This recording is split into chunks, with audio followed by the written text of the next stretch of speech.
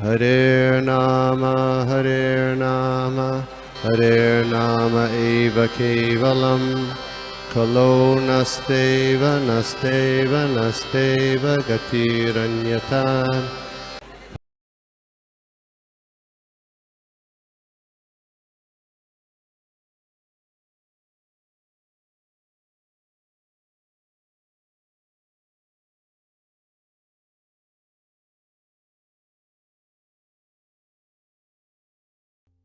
हरे कृष्णा।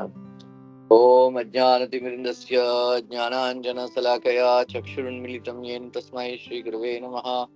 जय श्री कृष्ण चैतन्य प्रभु नित्यानंद श्री अद्वैत गदाधर शिवासदि गौर भक्तवृंद। हरे कृष्णा कृष्ण कृष्ण हरे हरे, हरे राम राम राम हरे हरे। ओम नमो भगवते वासुदेवाय, ओम नमो भगवते वासुदेवाय, ओम नमो भगवते वासुदेवाय। नारायणं नमस्कृत्यं नरं चैव नरोत्तमं देवीं सरस्वतीं व्यासं ततो जयमुदीरयेत्। नष्टप्रायेषु भद्रेषु नित्यं भागवत सेवया भगवती उत्तमश्लोके भक्तिर्भवति नैष्ठिकी। हरे कृष्णा। आज बहुत ही पावन दिन है, श्री राधाष्टमी। ऐसा बोलते हैं कि जैसा कि जो दुर्गा देवी को पूजते हैं, शक्ति, इसको बोलते हैं शाक्तेय, और भगवान शंकर को पूजते हैं, उनको शाइवाइट बोलते हैं। और जो गणपति को वर्शिप करते हैं उनको गाणपत्य बोलते हैं। जो भगवान विष्णु को वर्शिप करते हैं उनको वैष्णव बोलते हैं। जो श्रीमती राधा रानी को पूजते हैं वो गौड़िया कहते हैं, गौड़िया। हम सब गौड़ीय वैष्णव है।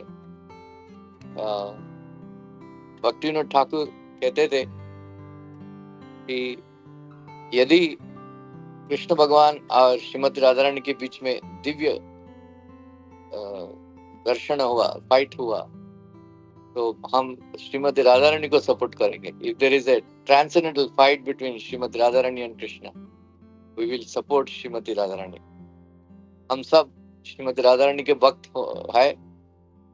प्रभुपाद जी का पिताजी भी, जब प्रभुपाद जी जब छोटे थे, साधुओं के पास जब साधु अपने घर में आते थे, फिर प्रभुपाद जी को प्रणाम करवाते थे और साधुओं को विनती करते थे, हमको हमारा बेटे को ब्लेसिंग दीजिए तो वो श्रीमती राधा रानी का भक्त बने। और श्रील भक्ति सिद्धांत सरस्वती ठाकुर माना गया है वो अचिंत्य भक्त है श्रीमती राधा रानी का। किसी ने पूछा था श्रीमती रानी की प्रभुपाद, एक शिष्य कि श्रीमती राधा रानी तो मान थोड़ा अभिमान हो गया, इसलिए उन्होंने रासलीला भगवान कृष्ण भगवान रासलीला छोड़ के चले गए। फिर श्री भक्ति सिद्धांत ठाकुर उनके ऊपर चिल्लाए थे कि आपको कोई हक नहीं है ये प्रश्न पूछने के लिए, ऐसा करके उनको अच्छा नहीं लगा। हम बताएंगे ऐसा हमारा संप्रदाय में सारे आचार्य गण श्रीमती राधा रानी के भक्त है ना, इसलिए हम गौड़ीय वैष्णव है। और ऐसा कहा जाता है कि श्री भक्ति सिद्धांत ठाकुर चैतन्य मठ में श्री गांधर्विका गिरधारी मंदिर है, उधर कभी कभी रात को श्री भक्ति सिद्धांत ठाकुर अल्टर में जाके दरवाजा बंद करके श्रीमती राधा रानी से कंसल्ट करते थे गौड़ी मठ कैसा चलाना है। फिर जब श्री प्रभुपाद वृंदावन आए थे 1970s में, उस टाइम कृष्ण बलराम मंदिर का निर्माण हो रहा था। फिर उस टाइम यमुना माता जी, गुरुदास प्रभु, सब लोग जाके प्रभुपाद जी से पूछे थे डीटी कैसा दिखेंगे वृंदावन में, क्योंकि उस टाइम पहला अभी राधा लंडनेश्वर का ही हुआ था, तो राधा कृष्ण का विग्रह ज्यादा नहीं थे उस टाइम। इसलिए उनको हम देखेंगे हर हर हर दूसरा मंदिर में जब श्रीमद राधा रानी का डीटी ऐसा आशीर्वाद देते हुए अनुग्रह हस्त श्रीमद राधा रानी ब्लेसिंग देती है। लेकिन वृंदावन में जब बातचीत हो रही थी, फिर प्रभुपाद जी अपने आसन से उठ गए थे और एक डांसिंग पोज रखे थे। जैसे कि हम देखते हैं वृंदावन में ऐसा पोज रखे थे प्रभुपाद जी। वृंदावन का मंदिर में श्रीमद राधा रानी नाचते हुए देखना चाहिए। बाद में प्रभुपाद जी कमेंट किए थे, श्रीमद राधा रानी हमेशा नाचती रहती है। यदि श्रीमद राधा रानी रोक देगी नाचना, सारे दुनिया का नाश हो जाएगा, ऐसा करके प्रभुपाद जी कमेंट किए थे। इसलिए वो पहले डीटी है, विग्रह है श्रीमद राधा रानी डांसिंग पोज में। तो श्रीमती जैसा कि प्रभुपाद जी बोलते हैं, जैसा कि श्रीमती राधा रानी हरिप्रिया बोलते हैं। भगवान हरि को बहुत प्रिय है, इसलिए हरिप्रिया। और प्रभुपाद जी हमेशा बोलते थे कि श्रीमती राधा रानी के अनुग्रह के बिना कृष्ण को हम कभी प्राप्त नहीं कर पाएंगे। और उतना ही नहीं, वृंदावन तक नहीं जा सकते हैं। हमको वृंदावन जाना है, टिकट खरीदने से नहीं होगा, प्लान बनाने से नहीं होगा, धन अपने पास रहने से नहीं होगा। जब श्रीमती राधा रानी बुलाती है तभी हम वृंदावन जा सकते हैं।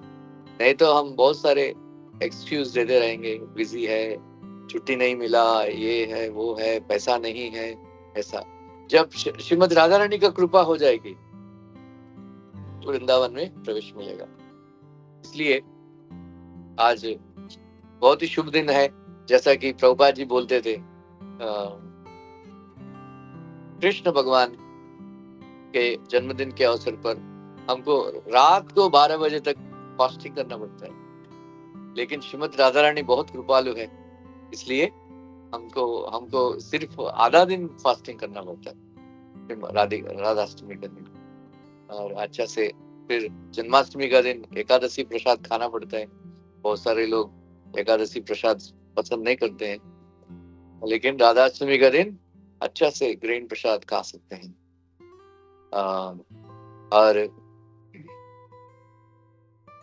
ये श्रीमती राधा रानी जैसा कि बहुत कृपालु है। जब श्रीमती राधा रानी रिकमेंड करेगी कि ये जैसा कि एक बार एक महाराज बोल रहे थे, जैसा कि हमारा किचन को भी बोला जाता है, श्रीमती राधा रानी का किचन, क्योंकि प्रभुपाद जी बोलते थे कि कृष्ण को प्रसन्न करने के लिए बहुत अच्छा कुकिंग करके कृष्ण भगवान को बहुत जल्दी प्रसन्न कर सकते हैं। इतना फिर हम जब भी कुकिंग करते हैं, श्रीमती राधा रानी को प्रे करके, हमको प्रार्थना करके कुकिंग स्टार्ट करना चाहिए, क्योंकि श्रीमती राधा रानी के हाथ का खाना बहुत ही पसंदीदा, भगवान बहुत ही पसंद से खाते हैं। इसलिए हमको हम हमेशा श्रीमती राधा रानी को प्रे करके, प्रार्थना करके कि आप हमको प्रेरणा दीजिए, हमको सूचना दीजिए कैसा कृष्ण भगवान को कैसा प्रसन्न कर सकते हैं मेरा कुकिंग के द्वारा। ऐसा बहुत ही नम्र होके श्रीमती राधा रानी का सेवा करनी चाहिए।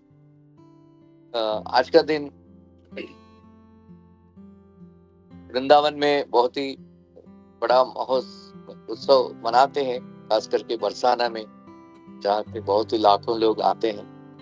और हमारे वृंदावन मंदिर में भी बहुत सारे लाखों लोग आते हैं। आज जैसा कि आप सब लोग जानते हैं, कृष्ण भगवान जब ब्रह्मा जी को संदेशा दिए थे कि मैं आने वाला हूँ पृथ्वी के ऊपर। फिर भगवान गर्ग संहिता में लिखा है, श्रीमद राधा रानी से जाके पूछे थे, चलो राधे आपको भी आना पड़ेगा। फिर श्रीमद राधा रानी बोला, मैं नहीं आऊँ। क्यों? वृंदावन में रहेगा, नहीं रहेगी, गोवर्धन नहीं रहेगा, गोवर्धन राधा कुंड नहीं है, श्याम कुंड नहीं है, मैं कैसा आना नहीं चाहती और कोई परपुरुष को देखना नहीं चाहती, ऐसा कर।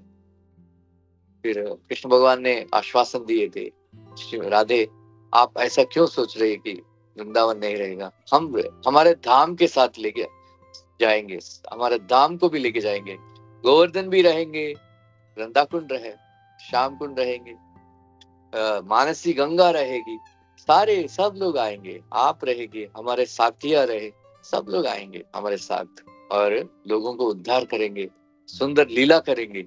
जो फिर जब भक्त लोग हमारा लीलाओं का श्रवण करेंगे, लीलाओं का गान करेंगे, लीलाओं का स्मरण करेंगे, उनको मुक्ति मिल जाएगी, ऐसा करके। फिर लेकिन श्रीमती राधा रानी का तत्व रहस्य तत्व है, गूढ़ तत्व, इतना समझना बहुत ही आसान नहीं है, इतना आसान नहीं, बहुत ही मुश्किल है। ब्रह्मा जी को खास करके, ब्रह्मा जी भी इतना महान विद्वान, वो श्रीमद राधा रानी का चरण कमल का दर्शन पाना चाहते थे। फिर उसके लिए उन्होंने 60,000 साल 60,000 साल तीव्र तप किए थे, तीव्र तप, जो हम ब्रह्म पर्वत करके बोलते हैं, उसके ऊपर बैठ के उन्होंने तीव्र तपस्या किए थे। फिर भगवान प्रत्यक्ष हुए थे। फिर क्या चाहिए आपको ब्रह्मा जी? फिर मैं श्रीमद राधा रानी का दर्शन करना चाहता हूँ, आप लीला देखना चाहता हूँ। फिर उन 60,000 साल तपस्या करने के बाद उसको श्रीमती राधा रानी का चरण का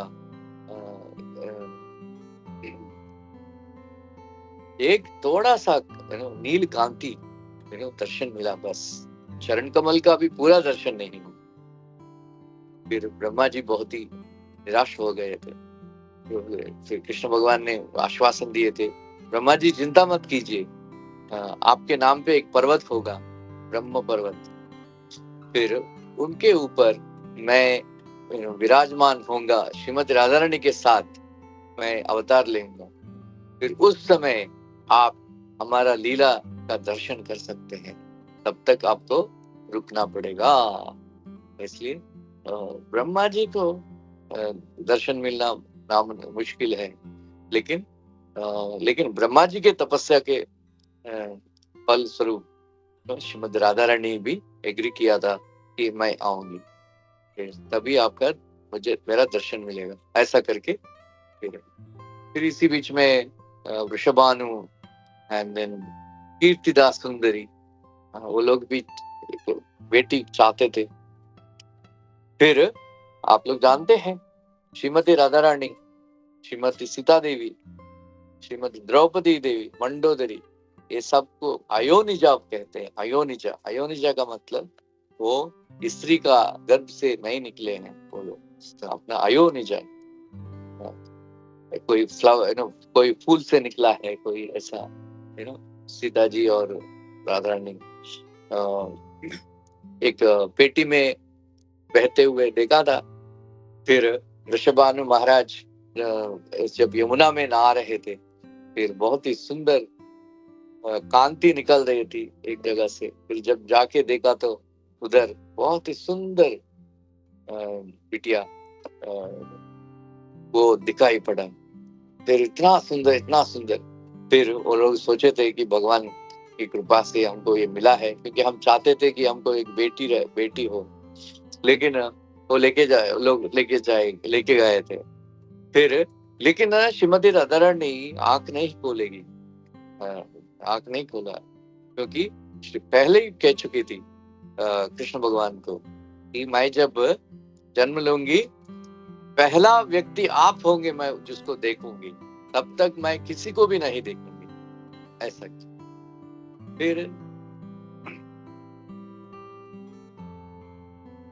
सब लोग सोच रहे थे, सब लोग सोच रहे थे, अरे इतना लड़की इतना सुंदर है, बालिका इतना सुंदर है, इतना सुंदर है, अरे क्या हो गया, विधि विधि खराब है, पति है ना, अंधी है, वह है ना, बहरी है, गूंगी है, ना बात करती थी, ना देखती थी, ना रोती थी।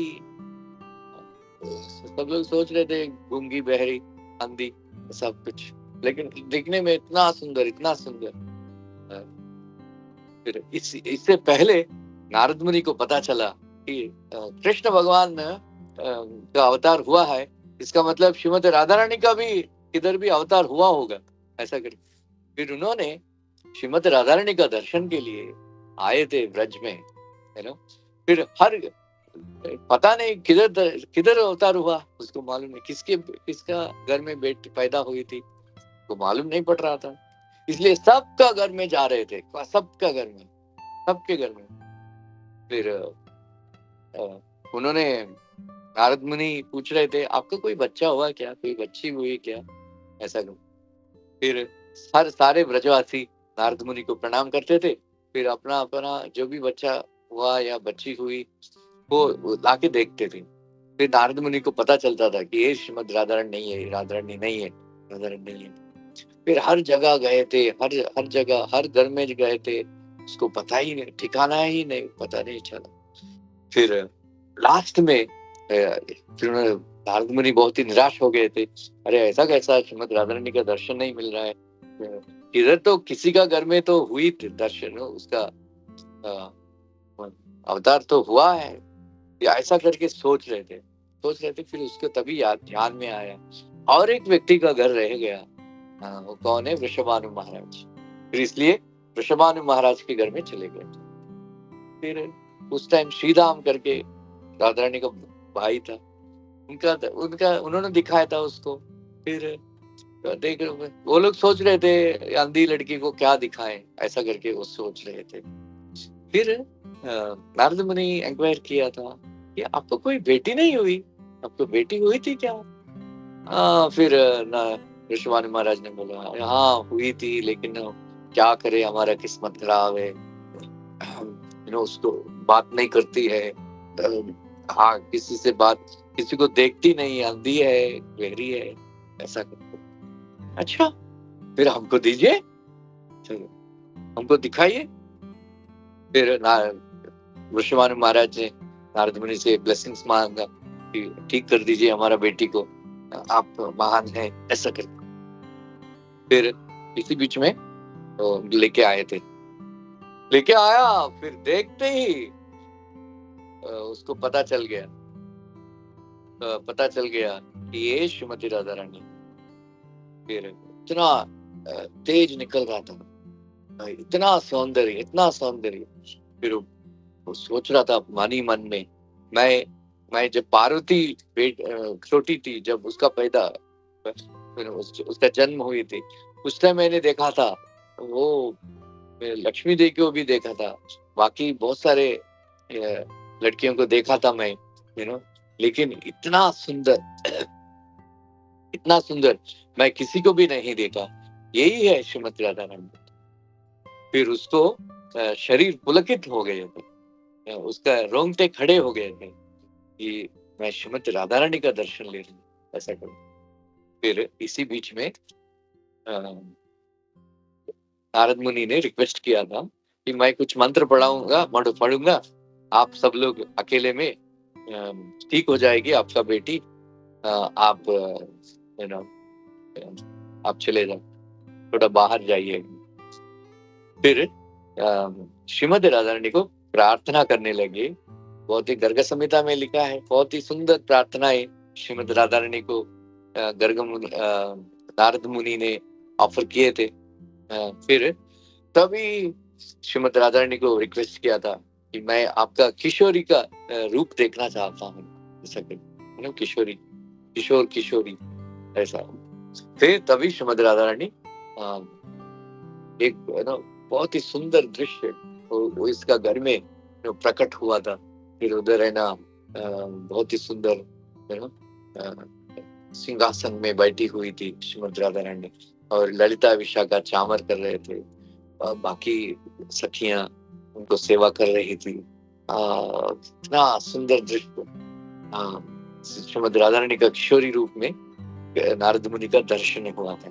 फिर बाद में श्रीमद राधा रानी बोला, नारद देवर्षि आप ये इसको रहस्य रखिए, किसी को मत बोलिएगा, मैं समय आने पर मैं प्रकट करूंगी मेरा रूप, ऐसा करके।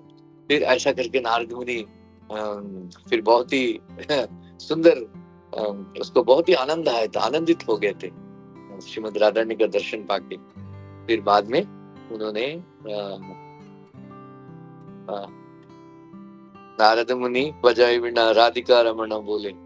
फिर राधिका रमन का भजन गाते हुए आनंद में नाच नृत्य करते हुए उधर से निकल गए थे। फिर इसी बीच में वृषभानु नंदिनी अभी बात फिर वापस बात वगैरह नहीं कर रही थी।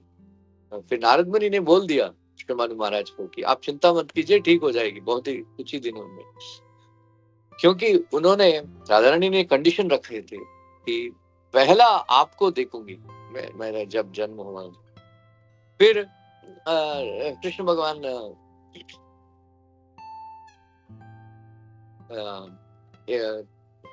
यशोदा माता अपने जब कृष्ण छोटे थे अपने गोद में लेके वृषभानु महाराज के घर पे गए थी। तो वो लोग फीस्ट रखे थे, कुछ फेस्टिवल रखे थे फिर देखने के लिए। तो बीच में कीर्तिदास सुंदरी और यशोदा माता बैठ के गप्पे मारने लगे। तो हमारा बच्ची ऐसी है, हमारा बच्चा ऐसा है, ऐसा वैसा।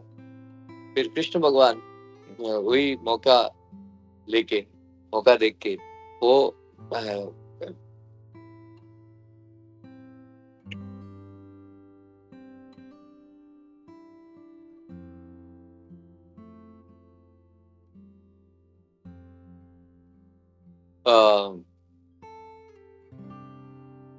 फिर मौका देख के कृष्ण भगवान अपने यशोदा माता गोद से निकले, और उस टाइम क्रॉलिंग करते थे। तो थोड़ा क्रॉलिंग करते करते अंदर का कमरे में चले गए नारद मुनि।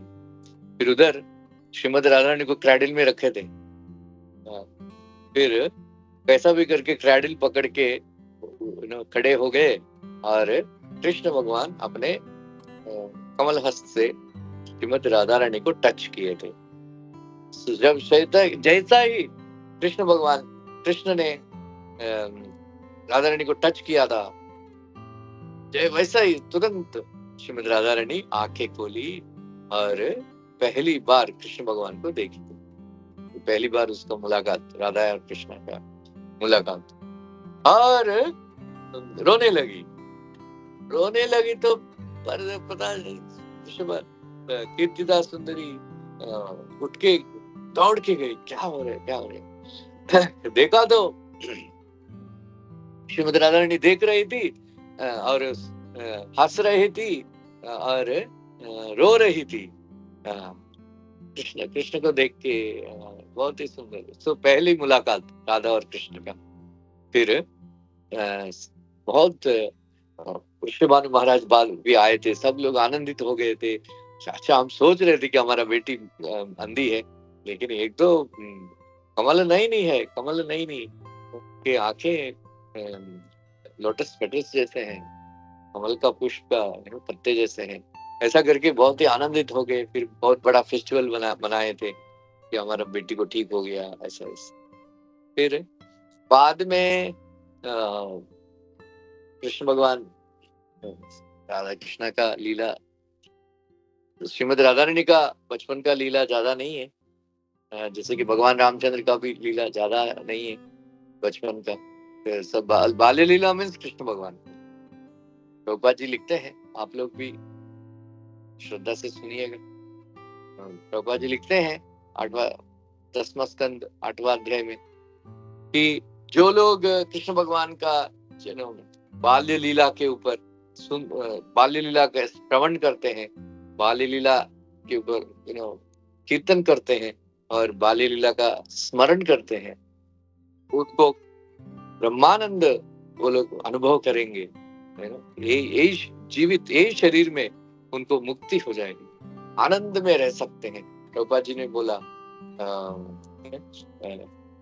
हर दिन इसलिए हमको कृष्ण का बाल्य लीला के बारे में सुनना चाहिए और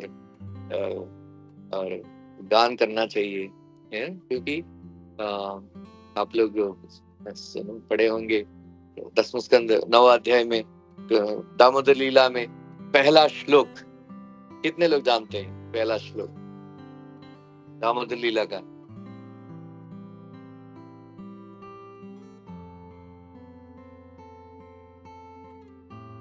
प्रभु दामोदर अष्टकम या Damodar first chapter, first what is the first verse? Damodar Ashtakam नहीं, अच्छा दामोदर लीला फर्स्ट चैप्टर का फर्स्ट वर्स पता है किसी को?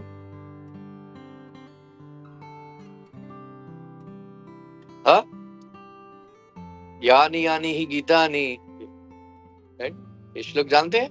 हाँ, एकदा गृहदासीषु यशोदानंद गेहिनी कर्मांतर नियुक्ताशु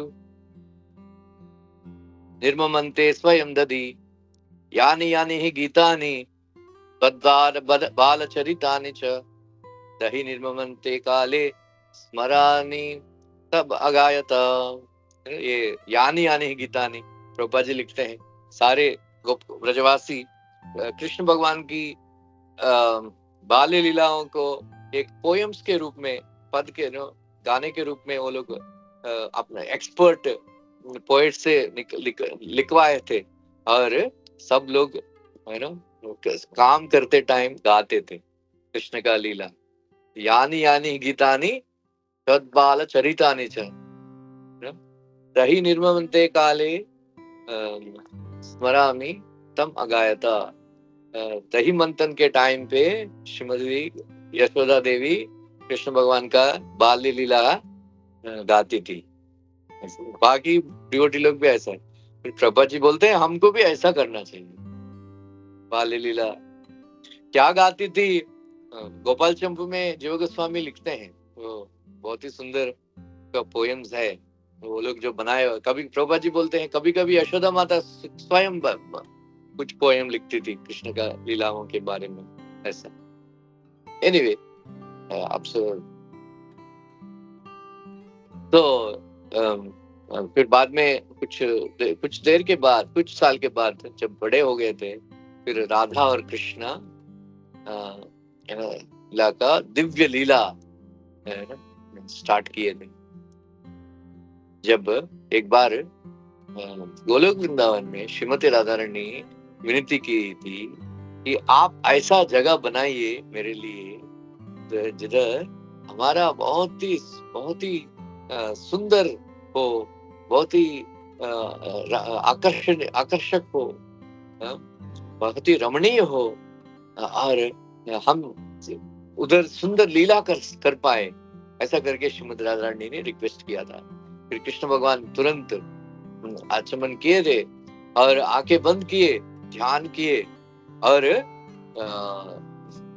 एक मंत्र बोलने लगे। फिर पूरा शक्ति इकट्ठा करके अपने हृदय के पूरा भाव से उन्होंने एक पत्थर निकाले थे। फिर वो पत्थर जब नीचे गिर गया, फिर वो ऐसा देखते देखते वो बहुत बड़ा पर्वत बन गया था। वही है गिरिराज गोवर्धन, गिरिराज जी, गोवर्धन जी। ये कृष्ण भगवान का अपना राधा रानी का रिक्वेस्ट है ना, विनती के कारण उन्होंने ये पर्वत को गिरिराज जी को बनाए थे। फिर वेणुगीत में आचार्यगण बोलते हैं कि ये जो ये ना, आप लोग वेणुगीत जानते हैं ना, 10वें स्कंद 21 चैप्टर है ना, बरहा पीडम नटवरवपुः, वो एक एक गोपी वेणुगीत गा रही थी। फिर कृष्ण श्रीमती राधा रानी ने ये गीत गाए थी। अंताय मद्रिरबला हरिदास वर्य यद रामकृष्ण चरण स्पर्श प्रमोदः मानं तनोति गो गणयस्तयोर्यत् पानीय सुयवस कंदर कंदमूले। आप लोग ये चैप्टर का ये श्लोक आप पढ़ सकते हैं, बहुत ही सुंदर श्लोक, गिरिराज गोवर्धन का बहुत ही सुंदर वर्णन है। तो गिरिराज जी गोवर्धन में बहुत ही सुंदर, वैसा तो पहाड़ी बहुत ही सुंदर है, और बहुत सारे झरना है, बहुत सारे गार्डन्स है, बहुत सारे सुगंधित पुष्प देने वाले पेड़ है, फिर मनोहर दृश्य, और मिनरल्स है, मिनरल्स जैसे कि कृष्ण को डेकोरेट करने के लिए इतना सुंदर जगह, और गुफा है, और बहुत ही रमणीय फल निकलता, बहुत सारे वृक्ष है, और उससे बहुत ही मीठा फल मिलता था, और मीठा जूस मिलता था। ये सब बनाए थे गोवर्धन जी, बहुत ही सुंदर, क्योंकि श्रीमद राधा रानी का रिक्वेस्ट से भगवान ने बनाए थे। सो बहुत ही सुंदर लीला प्रकट किए थे गोवर्धन में, गोवर्धन के आसपास में। नेक्स्ट टाइम आप लोग जब वृंदावन जाएंगे, बस सब लोग क्या करते हैं,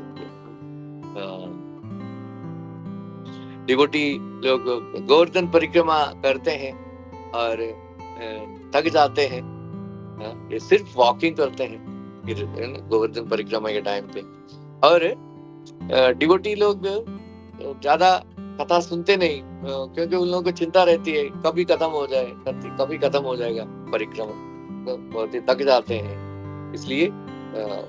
लेकिन एक बार हम 2 बार हमने किया था ये परिक्रमा। एक बार मैंने भक्ति विकास महाराज, महानिधि महाराज और कुछ डिवोटी लोग, उन्होंने बोला कि आज हम गोवर्धन परिक्रमा नहीं करेंगे, लेकिन अलग अलग जगह जाएंगे और दर्शन करेंगे और कथा सुनेंगे। ऐसा बहुत सारे जगह है गोवर्धन में, इतना सुंदर लीला प्रकट किए थे राधा कृष्ण। राधा कुंड भी उधर ही है, श्याम कुंड भी उधर है, मानसी गंगा भी उधर ही है, और मुख, गोवर्धन का मुख है, पछोरी समथिंग वो भी है। ऐसा बहुत सारे सुंदर जगह है, जिधर कुसुम सरोवर है, सबसे सुंदर कुसुम सरोवर है। इतना सारे हम जगह जगह में जाके, नारद मुनि, नारद कुंड है, उद्धव कुंड है, और गोविंद कुंड है, इतना सारे, दाऊ जी, इतना सारे जगह है, लेकिन डिवोटी लोग देखते ही नहीं इतना सारे जगह, बस परिक्रमा करके पानी डाल के चले जाते हैं, कथा भी नहीं सुनने के लिए टाइम नहीं, क्योंकि गर्म हो जाएगा फास्ट करने का। नेक्स्ट टाइम आप लोग जाएंगे, प्रोग्राम बनाइएगा, गाड़ी हायर करो, अरे जगह जगह एक जगह जाके उधर दर्शन करके कथा सुनते, बहुत ही आनंद मिलेगा। हम 3-4 साल पहले हम किए थे मेरे ग्रुप के साथ। एक बार फिर कृष्ण बलराम, आप लोग कौन, एक मैं प्रश्न पूछता हूँ, आप उत्तर दीजिए। कृष्ण वृंदावन में रहते थे, कृष्ण बलराम हर दिन गोवर्धन राधा कुंड जाते थे, कम से कम 25-30 किलोमीटर है, लेकिन हमको जाने के लिए कम से कम 1.5 घंटा लगता है गाड़ी में उधर जाने के लिए, फिर पैदल तो कम से कम 5-6 घंटा लगता है। कृष्ण भगवान कैसा जाते थे? कृष्ण बलराम अपने बच्चों ग्वाल बालकों के साथ कैसे जाते थे इतना दूर? हर दिन जाते थे ना गिरिराज जी।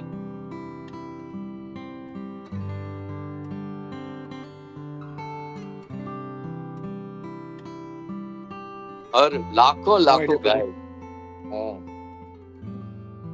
कौन, कोई उत्तर देंगे? नहीं पता। नहीं बताता। प्रभुपाद जी बोलते हैं Vrindavan Dham is like a lotus flower, right? Lotus flower का कभी एक्सपैंड होता है, कभी श्रिंक हो जाता है, राइट? Petals, right? फिर जब कृष्ण बलराम सुबह सुबह निकलते थे, वृंदावन धाम श्रिंक हो जाता था, इसलिए ऐसा बहुत ही जल्दी पहुंच जाते थे, फिर जब लीला करने लगते थे, वृंदावन धाम एक्सपैंड हो जाता, ऐसा इसलिए उसको ज्यादा तकलीफ नहीं होता था। Krishna Vrindavan Dham is dynamic, person, Vrinda Devi, ऐसा है। समझ में आया? यस प्रभु। यस प्रभु।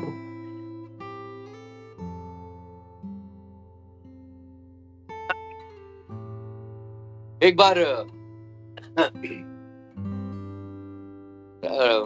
कृष्ण बलराम अपने साथियों के साथ लीला कर रहे थे।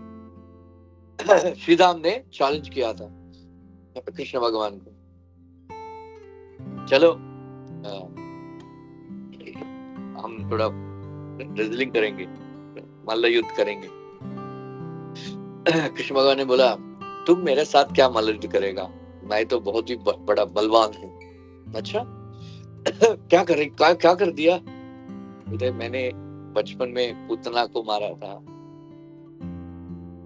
अगासुर को मारा था, बकासुर को मारा था, वत्सासुर को मारा था, अधिष्ठासुर को मारा था, गोवर्धन हिल काली को दमन किया मैंने, गोवर्धन पर्वत को मैंने 7 दिन 7 रात उठा के मैंने रखा था। इससे मेरा बल इतना सामान्य नहीं है, इसलिए मेरे को चैलेंज मत करना। फिर कृष्ण भगवान, फिर श्रीधाम ने हंस पड़ा कि आपका कोई क्रेडिट नहीं जाता है। पूतना इसलिए मारी गई क्योंकि ब्राह्मणों का मंत्रों का प्रभाव की वजह से। आपका कोई क्रेडिट नहीं, आप तो इतना छोटा बच्चा है, आपको मालूम ही नहीं। अच्छा, अगासुर को याद करना, पहला अगासुर के मुंह में हम गए थे, बाद में तुमने आया, इसलिए हमको भी क्रेडिट मिलना चाहिए अगासुर का मारने का। ऐसा बहुत सारे। फिर गोवर्धन टर्माइट लग गया, एकदम खोखला हो गया। इसलिए आपको याद होना चाहिए, हमने पहला गोवर्धन का पूजा किए थे, बहुत कुछ ऑफर किए थे, इसलिए गोवर्धन बहुत प्रसन्न हो गए थे। इसलिए हमको तकलीफ में देख के अपने आप छाता बन गए। आप है ना, क्रेडिट लेने के लिए थोड़ा हाथ लगा दिया, अदरवाइज गोवर्धन अपने आप हवा में उड़ रह गया, ऐसा रह गया। फिर कृष्ण भगवान को समझ में नहीं आया, उसको गुस्सा आया, ऐसा कैसा है तुम लोग मेरे को क्रेडिट नहीं देगा, ऐसा वैसा। फिर वाद विवाद हो गया। वाद विवाद हो गया तो कृष्ण बलराम ने थोड़ा पैसिफाई किया है, फिर दोनों के बाद में फ्रेंडशिप हो गई। फिर बाद में इसी बीच में धनिष्ठ गोपी लेके आई थी प्रसादम, लंच, थोड़ा लंच लेके कृष्ण भगवान किसी गोप के गोद में अपने सिर रखे रेस्ट ले रहे थे, और किसी ने, क्योंकि उस दिन प्रसादम बहुत ही टेस्टी था, इसलिए बहुत ही ज्यादा खा लिया था, इसलिए एक लड़का उसका पेट को संवार ऐसा हाथ करके हाथ से कर रहा था। फिर और एक लड़का कृष्ण भगवान का चरण कमल मसाज कर रहा था, मालिश कर रहा था। ऐसा करते करते थोड़ा कृष्ण भगवान थोड़ा नींद लग गई, आंख लग गई तो सपना देखने लगे। सपने में देख रहा था कि कुसुम सरोवर में श्रीमती राधा रानी अपने सखियों के साथ फूल तोड़ रहे थे। ये लीला बहुत ही सुंदर है। फिर कुसुम सरोवर है, कुसुम सरोवर का मतलब बहुत ही कुसुम फ्लावर्स है, बहुत ही सारे फ्लावर्स उगते थे, इसलिए कुसुम सरोवर। फिर कृष्ण भगवान ने ना एक वनमाली का वेश धारण करके, हे गोपियां, आप किसका परमिशन लेके फूल तोड़ रही हो, ऐसा कहे। फिर पहले गोपियां वो लोग उत्तर नहीं दिए थे, फिर थोड़ा जबरदस्ती किए कृष्ण भगवान, मैं कुछ पूछ रहा हूँ आप लोगों से, किसका परमिशन से आप फूल तोड़ रहे हैं? फिर Radha Rani Lalita they shot back said, हमको कोई किसी का परमिशन जरूरत नहीं है। आपको कौन बोला है ये? अरे आपको मालूम नहीं, मैं वनमाली हूँ, मेरे को बिलोंग करता है one, I am the incharge of this one. ऐसा कैसे? अरे कौन बोला ऐसा आपको ये वन का इंचार्ज है? बोलते नहीं, नंद महाराज हमारे व्रज का राजा है, इसलिए मैं उनका बेटा हूँ, इकलौता बेटा हूँ, इसलिए सारे सब कुछ मेरे को बिलोंग करता है, इसलिए ये वन हमारा है, मेरा परमिशन के बिना आप फूल नहीं तोड़ सकती है। ऐसा ऐसा फिर दोनों को पार्टी के बीच में वाद विवाद हो गया। फिर कृष्ण भगवान ने एक शास्त्र से कोट किया था कि कृष्णम वने, ये वन है, कृष्ण का वन है, ऐसा करके। फिर गोपियों के बीच में ललिता देवी बहुत ही एक्सपर्ट है, शास्त्र में, शास्त्र के विषय में। फिर उन्होंने अनेक शास्त्र कोट करके प्रूव किया कि ये वन राधा रानी का है, ऐसा। फिर ये देख के, हारते हुए देख के मधुमंगल से पूछा था कृष्ण भगवान, हे मधु कुछ तो बोलो, क्या है? फिर मधुमंगल ने बोला, ये लेडीज के साथ आर्ग्यूमेंट करना बहुत ही मुश्किल है, मैं तो जा रहा हूँ, आप संभालो, आपने देख लो। फिर ललिता जी और कुछ आर्ग्यूमेंट करके कृष्ण को डिफीट करने लगी कि ये वन राधा रानी का वन है, ऐसा वैसा। फिर कृष्ण को पता नहीं चला कि ये मुश्किल से कैसे बाहर आऊं, इन लोगों के कैसा छुड़वाऊं, जान छुड़वाऊं ये गोपियों के साथ, ऐसा करके वो सोच रहे थे। फिर क्या किया पता है सोल्यूशन?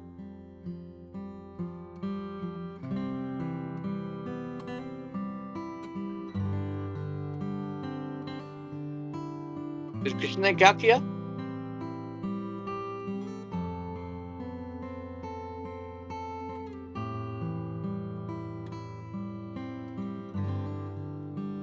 बोलिए, सुन रहे कि नहीं कथा? यस प्रभु। हाँ, व्हाट इज दैट? नहीं सुन रहे, लेकिन आगे क्या हुआ पता नहीं। कथा सुना होता श्रद्धा से, आपको पता चल रहा। कृष्ण भगवान सपना देख रहे थे, नींद से उठ गए। ओह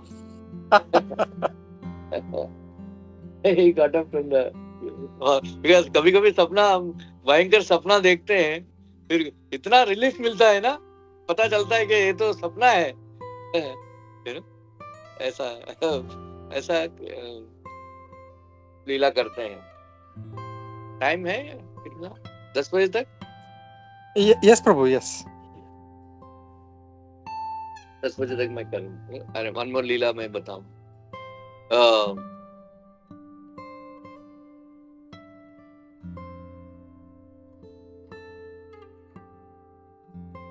एक बार हेमंत ऋतु में, जब ठंडी का मौसम था, फिर कृष्ण भगवान उधर बैठे थे, फिर श्रीमद राधा रानी जा रहे, फिर कृष्ण भगवान श्रीमद राधा रानी का रास्ता रोक दिया, बोलते हे राधे। फिर श्रीमद राधा रानी थोड़ा शिवरिंग कर रही थी, थोड़ा ठंडी की वजह से, मेरा आलिंगन में आ जाओ, मेरा हृदय में जो आपको मिलन करने के लिए जो आतुरता है, वो फायर की वजह से आपको राहत मिलेगी, आप मेरा आलिंगन में आ जाओ। फिर श्रीमद राधा रानी को गुस्सा आया कि मैं किधर भी जाती हूँ तुम पीछे पीछे आ जाते हो, मुझे रोकते हो, मेरा रास्ता रोकते हो, ऐसा अच्छी बात नहीं है, ऐसा वैसा करके दोनों को बीच में थोड़ा हाथापाई हो गया। तो इसी बीच में कृष्ण भगवान का वेणु गिर गए तो ललिता जी ने देखा, ललिता जी ने बोलता है ये तो हमारा सबसे, सारे गोपियां सोचती थी कि कृष्ण का वेणु हमारा सबसे बड़ा शत्रु है, इनके वजह से हमारा चेस्टिटी को भंग हो जाता है, हमको नचाता है ये कृष्ण, ऐसा करके वो वेणु को चुरा लिया। वेणु को छुड़ा लिया, अपने पल्लू में, एक पल्लू के नीचे छुपा दिया। फिर उसके बाद राधा और कृष्ण के बीच में डाइस गेम खेलने लगे। बोलते वो लोग चैलेंज किया, चलो हमारे डाइस खेलेंगे, डाइस जुआ। फिर कृष्ण भगवान ने बोला ठीक है। फिर और एक श्रीमद राधा रानी का और एक नाम है जयश्री, हमेशा जय उनकी है, इसलिए उन्होंने पहला बेट कौन सा है मालूम है? पहला बेट उन्होंने दाव पे लगाया था, वो अपना कौस्तुभ मणि, कृष्ण भगवान कौस्तुभ मणि लगाया। फिर राधा रानी बहुत ही आसानी से हरा दिया तो कृष्ण भगवान अपने कौस्तुभ मणि को खो दिया। फिर राधा रानी का गले में उन्होंने डेकोरेट कर दिया। फिर कृष्ण भगवान ने अपने आप को सांत्वना दिया, कम से कम मेरा प्राण सखी श्रीमद राधा रानी का गले में है, मेरा कौस्तुभ मणि चला गया तो क्या हुआ, ऐसा करके। फिर अगला डायमंड नेकलेस रखा था, फिर वो भी हार गए। फिर ऐसा सब कुछ बहुत कुछ मार गया। फिर और कुछ नहीं बचा कृष्ण भगवान के सामने, क्योंकि जय श्री है तो उनका पूरा विजय उनका ही था। फिर इसी बीच में ललिता ने बोला कि हमारा शत्रु वेणु है ना, वेणु को लगाओ दाव पे। ठीक है, फिर वेणु को दाव पे लगा, फिर वो भी हार गए। फिर श्रीमती राधा रानी ने पूछा कि दो हमारा वेणु दो। जब अपना वेस्ट में कमर में लटकाता है वेणु, और कमर चेक किया तो शैश में तो वेणु नहीं है। अरे क्या हो गया? फिर अच्छा हो गया, किधर है हमारे, अभी तुम हार गए, हम ये क्या दोगे, ऐसा वैसा। कृष्ण भगवान मधुमंगल के बोला, तुम तो ब्राह्मण हो, एस्ट्रोलॉजी जानते हो, पौर्णमासी का रिलेटिव हो, इसलिए बताओ, अपना चार्ट बनाओ और बताओ किधर क्या। फिर उन्होंने चार्ट बनाए, कैलकुलेशन किया, मंत्र जप करने के बाद पता चला कि उन्होंने कंफर्म किया कि मेरा 100% श्योर है कि वेणु ललिता जी के पास है, तो उसका चेक करो, पता चल जाएगा। इसी बीच में श्रीमद राधा रानी को पता चला कि ललिता के पास है, इसलिए पीछे से आके ललिता जी से वो वेणु निकाल के अपने पास रख दिया। तो चेक किया तो नहीं है, किधर गया मेरा वेणु, किधर गया, मेरे सबसे बहुमूल्य प्रॉपर्टी है मेरा, ऐसा करके। फिर इसी बीच में जटिला आ गई, कुटिला, राधा रानी का सिस्टर-इन-लॉ नंद, मदर-इन-लॉ, जटिला आई करके सब लोग भयभीत हो गए, सब लोग भागने लगे। फिर श्रीमती राधा रानी पकड़ गई, उन्होंने पूछा इतना देर किया। फिर श्रीमती राधा रानी निकली, उनका असली उद्देश्य था कृष्ण को मिलने के लिए, लेकिन कृष्ण को देखते ही वो इतना सारा नखरा करती है, वो नाराज होना, मान करना, मेरे को रिकमेंडेशन कराओ, ये सब करती है। इसलिए देर हो गया। अरे किधर है तुम, सूर्य पूजा करके निकली, बहाना है, किधर घूम रही है, ये वो है करके। इसी बीच में कृष्ण भगवान डिसअपीयर हो गए।